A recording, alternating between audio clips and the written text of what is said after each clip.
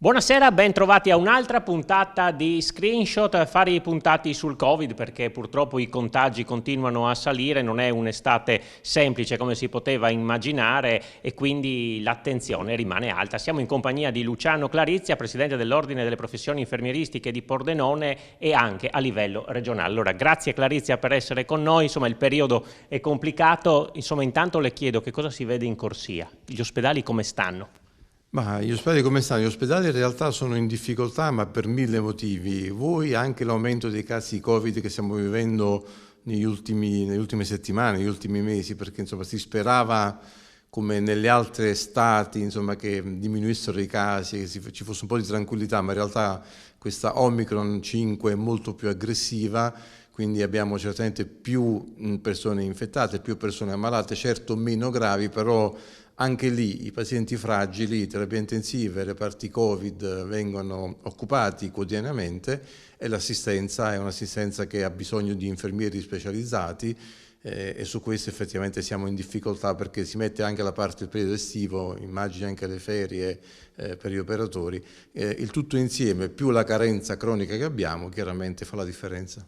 Bisogna anche dire che molte persone in questo momento arrivano in ospedale per altre patologie, viene fatto il tampone e vengono trovati positivi. C'è anche la difficoltà di ricominciare di nuovo a dividere chi è positivo da chi non lo è, questo credo che stia creando qualche problema in reparto.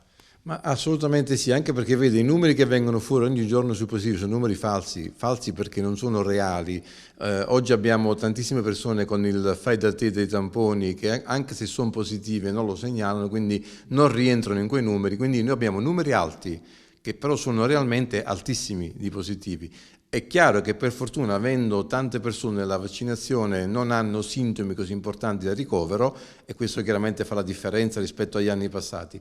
Però ripeto, insomma, siamo in difficoltà perché i numeri ci sono, i positivi esistono, arrivi in ospedale, come diceva giustamente, per fare un ricovero X piuttosto che in un pronto soccorso e viene fuori anche la positività. Quindi aggiungi il problema che deve essere fermato, bloccato, perché poi diventa prioritaria la parte della positività al Covid e questo poi ritarda a lungo i tempi anche i ricoveri. Gli infettivologi peraltro però dicono che bisogna fare un po' una distinzione tra i positivi e gli ammalati, perché molto spesso il positivo è positivo al tampone ma in realtà è asintomatico, magari anche poco contagioso, anche se questa variante insomma ci ha dimostrato spesso il contrario. Ecco, c'è da preoccuparsi o rispetto alle prime ondate, a parte che le cure sono molto migliorate naturalmente, la situazione è diciamo più diffusa ma meno grave, o è una sensazione che abbiamo noi da fuori? Ma guardi, allora, i numeri ci sono, i ricoveri ci sono, per fortuna non abbiamo quelle patologie così importanti che avevamo lo scorso anno, perché, ripeto, effettivamente anche se più aggressivo e meno violento questa variante di Covid, però ciò non toglie che i numeri sono importanti, sono elevati e anche il numero fa la differenza. È vero che la patologia grave ha bisogno di maggiore impegno, di maggiore insomma, assistenza, ma è pur vero che se hai dei numeri importanti, insomma, le cose poi non è che non si equivalgano e quindi anche là rischi effettivamente di essere in difficoltà col personale e con chi segue tutte queste persone. I numeri ci sono, i ricoveri ci sono, purtroppo ancora morti ci sono e questo che preoccupa. Io devo dire la verità, insomma lo dico, sono appena rientrato anche dalle ferie, ho fatto un po' di giri, ma quello che ho visto in giro mi sembra quasi che la gente non abbia proprio idea di quello che sta succedendo, traghetti dove non c'è nessuno che mette su una mascherina, assembramenti, anche in spiaggia, tutti vicino all'altro. Allora là basta uno. È chiaro che lo passa agli altri. Poi il problema è vero che si risolve in 4-5 giorni come fra virgolette, una banale influenza, che non è così, insomma non stiamo sempre a banalizzare, ma se a casa hai una persona che è delicata, debole, fragile, con delle patologie, quello che poi succede, rischi di portarlo al nonno e il nonno poi viene ricoverato in terapia intensiva. Cioè questo è il dramma, è quello che non comprende la gente. Quindi è vero che fa caldo, è vero che tutti abbiamo bisogno di maggiore libertà, perché tutti abbiamo bisogno effettivamente, dopo tanto tempo, di sentirci anche liberi e comprendo che la mascherina, il distanziamento, uno cerca anche di, per quanto possibile, di eliminarli o di non viverli, però io onestamente starei molto attento e continuerei ancora per quanto possibile, almeno nelle zone chiuse, negli ambienti molto affollati, avere una mascherina per evitare appunto di fare danni a chi è più debole di noi. Sì, qui insomma ci si è un po' divisi, molti hanno detto ma l'Italia è rimasto l'unico paese con le mascherine, qualcun altro invece dice no, le limitazioni sono cadute troppo velocemente proprio in concomitanza insomma con l'arrivo di questa variante, insomma c'è molto dibattito su questo, da una parte c'è la voglia di tornare a una normalità che in parte si è ritrovata, dall'altro questo timore soprattutto non tanto per adesso ma guardando all'autunno, ecco, quale può essere, ci vorrebbe la sfera di cristallo, ma insomma quale può essere la situazione che ci ritroveremo quando ripartiranno le scuole, eccetera. Eccetera. Ma guardi, è facile insomma da prevedere. Se adesso siamo in questa condizione, avendo visto che il periodo estivo è un periodo di diminuzione dei casi, mentre invece stanno aumentando, io mi auguro che non sia così, ma credo che quando arriverà l'autunno, l'inverno, avremo un numero importantissimo nuovamente di casi, con una variante che potrebbe ancora trasformarsi, perché abbiamo visto che questo virus purtroppo si trasforma, è vero che forse indebolisce, ma diventa anche più infettante e quindi lascia a casa tantissime persone, tanti infermieri stanno infettando, tanti medici, tanti operatori sanitari, e questo chiaramente in un periodo come quello attuale, estivo, con la carenza che già abbiamo, insomma, aumenta e mette ancora più in difficoltà tutto il sistema, anche per l'ordinario, questo è il dramma. Sì, lo diceva lei, stavo per toccare proprio questo argomento, insomma in corsia si ricominciano a vedere le positività, il vaccino diciamo ha fatto il suo effetto, forse non è un vaccino proprio adatto a questo tipo di variante, fatto sta che comunque in corsia i medici, gli infermieri, persone normali si rinfettano e quindi vi chiedo come state a numeri, perché ci sono anche le ferie in questo momento da tenere in considerazione, ferie che insomma sono sacrosante per chi da tanto tempo insomma lavora. I numeri non sono brillanti perché, come dicevo, a parte il Covid, tutti questi colleghi si stanno infettando, abbiamo ancora persone che sono sospese, che non sono rientrate al lavoro, abbiamo una professione con l'infermieristica che diventa sempre meno attrattiva nei confronti dei giovani, quindi anche se l'università, la regione, lo Stato ci hanno dato maggiori numeri insomma, per poter far iscrivere e avere maggiori infermieri, è pur vero che i giovani non si avvicinano a questa professione. Ormai siamo da anni che stiamo dicendo che la situazione è drammatica, siamo a un punto, a mio avviso, di non ritorno. Io credo che se si andrà avanti così, fra 10 anni la professione infermieristica sparirà, non dovremo fare altre scelte perché, vede, studiare infermieristica non è semplice, ha un percorso formativo simile a quello medico come numeri di anni, se lei pensa a una laurea triennale, 2 anni in magistrale, un paio di master di primo livello sono altri 2 anni, un master di secondo livello non va mai mancato altri 2 anni, insomma sono 9-10 anni di percorso formativo universitario. Per avere poi che cosa in realtà? Perché so che è brutto dirlo, uno stipendio che in realtà oggi non è... non ha nulla a che vedere col percorso che hai fatto di formazione. Se andiamo a vedere la forbice che c'è fra, con tanto di rispetto per gli amici e colleghi OS, e un infermiere a livello stipendiale e un infermiere o un medico, c'è una forbice che è veramente troppo elevata, sono una differenza di 200 euro fra un OS e un infermiere, ricordando che un OS insomma basta la scuola media inferiore più insomma 1000 ore insomma, che vengono fatte in meno di un anno per poter accedere appunto a questa attività.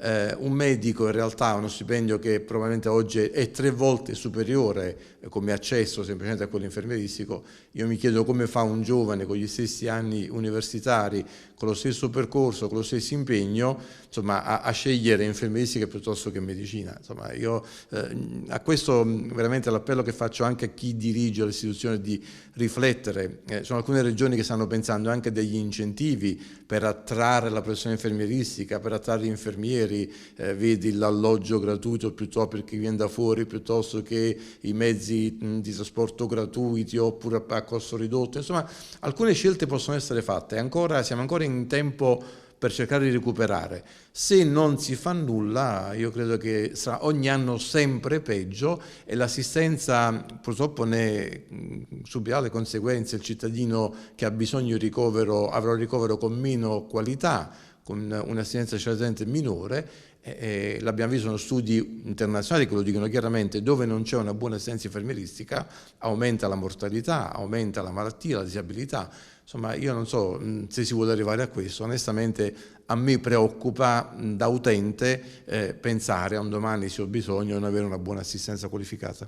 Sta continuando, per cui anche la fuga, abbiamo visto anche raccontato negli scorsi mesi come molti infermieri abbiano preferito o passare al privato o addirittura cambiare lavoro. È un fenomeno che continua. Sta continuando. Proprio stamattina mi diceva un collega che altri 2 infermieri hanno abbandonato l'azienda ospedaliera, chi per andare nel privato, chi per andare al vicino Veneto, quindi vuol dire che effettivamente anche come regione non siamo come una volta attrattivi. Una volta era una regione, il Friuli Venezia Giulia, che attirava tantissimo gli infermieri, ma non solo, anche le altre professioni sanitarie. Oggi siamo in estrema difficoltà, da un po' di anni in realtà siamo in questa difficoltà, non siamo più una punta di diamante per la professione e tanti stanno cambiando, anche perché anche guadagnare 100 euro in più oggi fa comodo, se devo spostarmi di 20 km per avere qualcosa in più mi sposto anche di 20 km, oppure vado nel privato dove forse mi danno anche più soddisfazioni, qualcosa in più, e questo aiuta non poco. Chiaramente chi, ripeto, paga le conseguenze è la sanità pubblica, le persone, i cittadini che hanno bisogno, perché non avendo numeri abbiamo reparti che vengono chiusi, ridimensionati, interventi che vengono bloccati, ambulatori che vengono ritardati, tempi di attesa che si allungano, e questo insomma sono poi la cronaca di tutti i giorni che leggiamo sulla stampa. Sì, poi ritorniamo anche su questo argomento. Per quanto riguarda i premi, gli incentivi appunto a livello economico, cosa è arrivato, cosa è stato promesso, è stato mantenuto tutto quello che vi era stato detto? Perché chiaramente all'inizio insomma si era raccontato che insomma ci sarebbero stati grandi premi per medici e infermieri. Ma guarda, insomma, almeno per quanto riguarda ASFO, l'Università del Friuli Occidentale, col cambio di direzione, insomma, si può dire che è migliorata sicuramente un po' quella che è il ritorno che voleva a livello anche sindacale adesso la parte, insomma, del personale, fra virgolette, non medico, e quindi anche quello infermieristico. Non è certamente ancora, non abbiamo portato a casa ancora tutto quello che dovrebbe essere insomma, considerato tale per dare anche risposte a chi ogni giorno è lì a fare turni, a sacrificarsi. Insomma, tanti colleghi non stanno neanche andando in ferie perché non riescono ad andare, oppure vengono richiamati alle ferie. Se non si incentivano queste persone con quello che poi devi dargli, qua nessuno chiede di più, almeno che si venga rispettato quello che è la parte contrattuale o le promesse fatte, è chiaro che poi diventa difficile anche mantenere questi colleghi e pretendere da loro di mantenere il servizio, essere in servizio, e quando li richiami farli rientrare. Sì, questa è una cosa sacrosanta. Ci fermiamo per la pubblicità, restate con noi perché poi continuiamo a parlare, non c'è solo il Covid, ma insomma lo aveva accennato il Presidente Clarizia, ci sono poi anche le liste d'attesa, gli interventi e tutto quanto, insomma quello che non riguarda il Covid ma che è fondamentale per la nostra salute. A tra poco.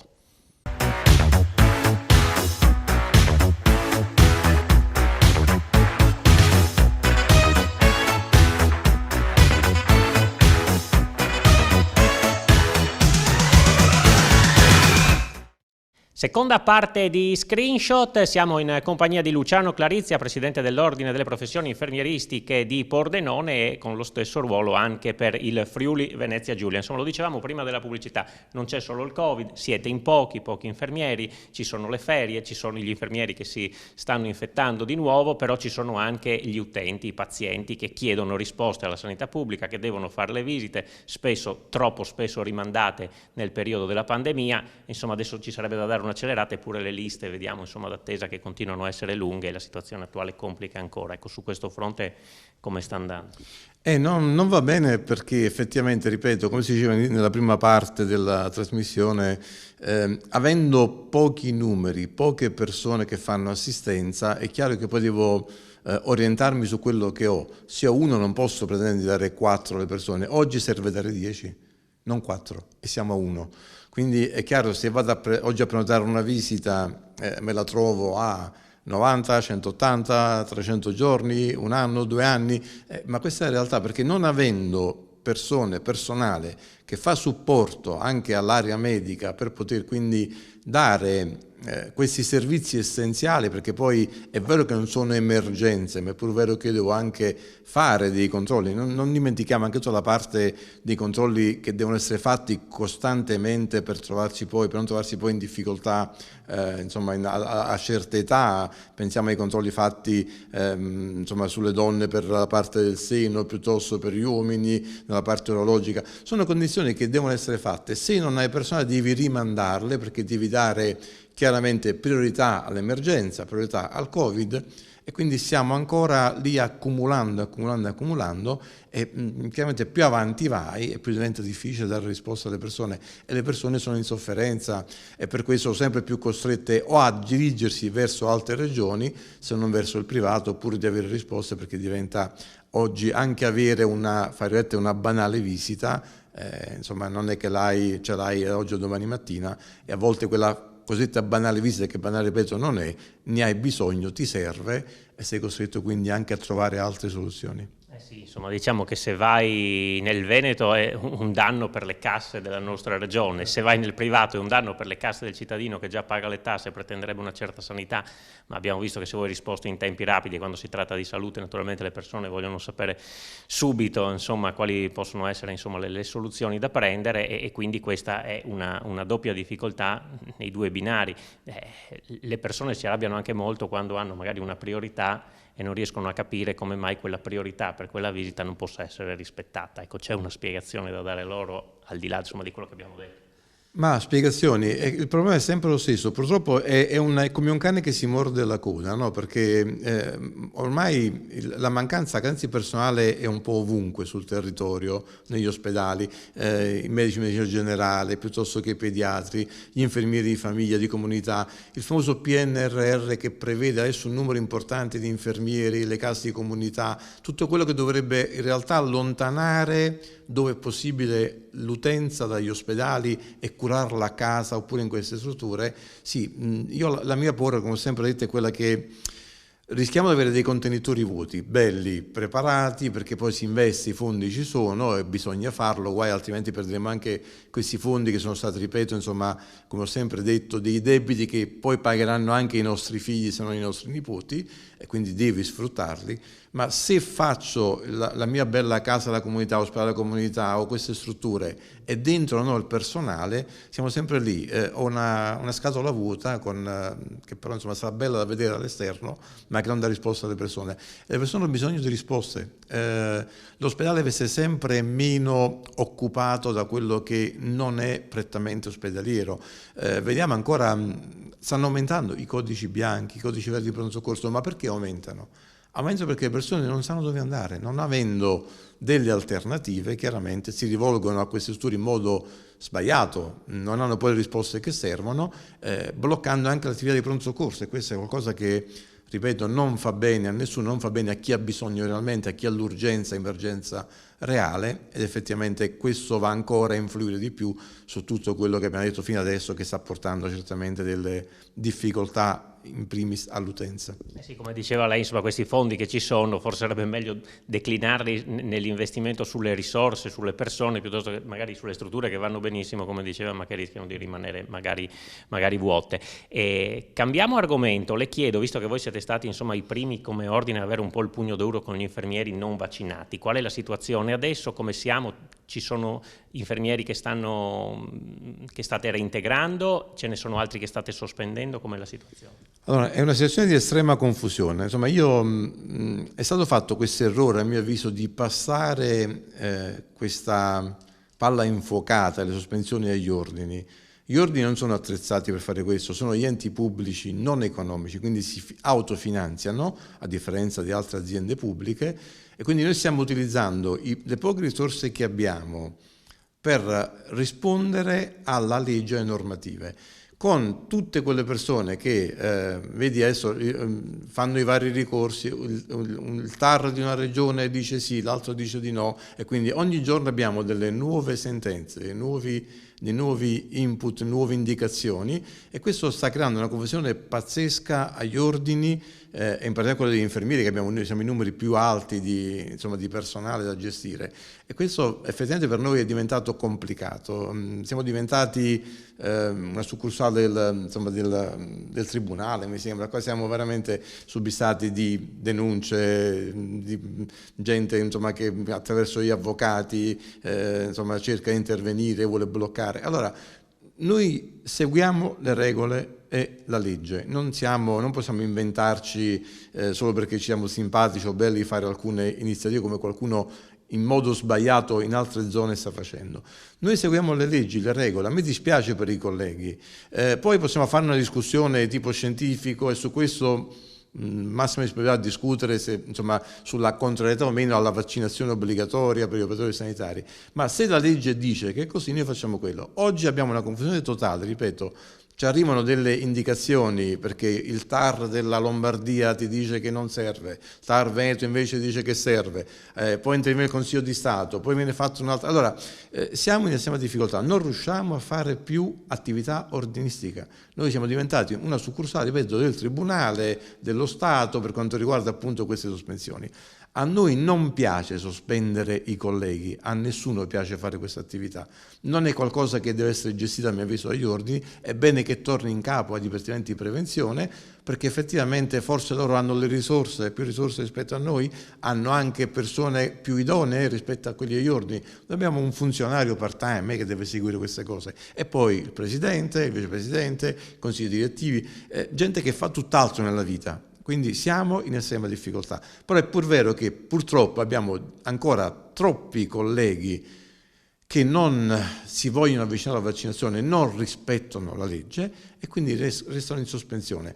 Adesso sono stati reintegrati un po' di loro perché sentenze del TAR hanno detto che non erano più 90 giorni, ma erano 180 giorni in cui dalla malattia potevi essere integrato. Stiamo riprendendo in mano queste sospensioni, le stiamo reintegrando, però è pur vero che quando arrivano i 6 mesi si ritorna in sospensione, se rimane così la situazione, e ricominciamo da capo. Quindi c'è come prima un cane che si morde la coda e non risolve i problemi. C'è un numero indicativo di infermieri che sono sospesi, insomma, qui nella nostra regione, più o meno, anche se è difficile il conto, sì, perché vanno e vengono. Ripeto, in regione siamo intorno alle 400-500 persone che hanno in qualche modo sospesi, reintegrati, rientrati, ritornati in sospensione. Sono questi i numeri di infermieri non vaccinati in Friuli Venezia Giulia.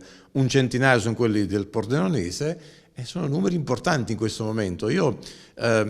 Alcuni di questi lavorano anche nelle case di riposo, non dimentichiamo che sono strutture che hanno bisogno, a differenza dell'ospedale che ha un numero importante di persone, quindi in qualche modo riesce a tappare. Una casa di riposo che ha 4 infermieri, se ne ha 2 sospesi, cioè il 50% di assistenza in meno. Questo è drammatico.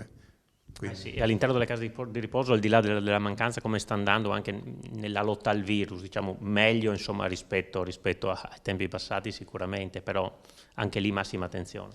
No, meglio perché ormai l'esperienza la fa da padrone, quindi le case di riposo si sono attrezzate, sono molto attente, quando capita l'evento riescono subito a bloccare, quindi a isolare la persona positiva per evitare, come capitava, che poi tutta la casa di riposo va in difficoltà, e con gli anziani fragili qualcuno purtroppo poi ci rimetteva anche la vita. Quindi oggi sta andando meglio sicuramente.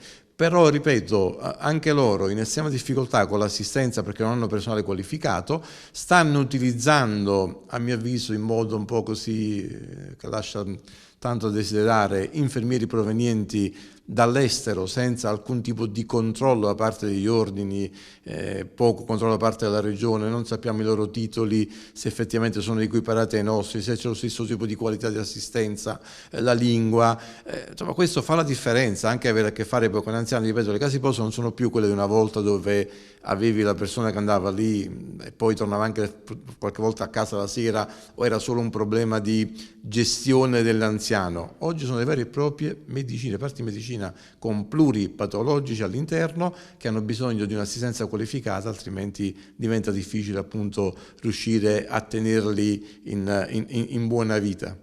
Sì. Grazie allora a Luciano Clarizia per essere stato con noi questa sera, per averci aiutato un po' a fare un quadro della situazione. In bocca al lupo anche a lei e a tutti gli infermieri. Grazie a voi.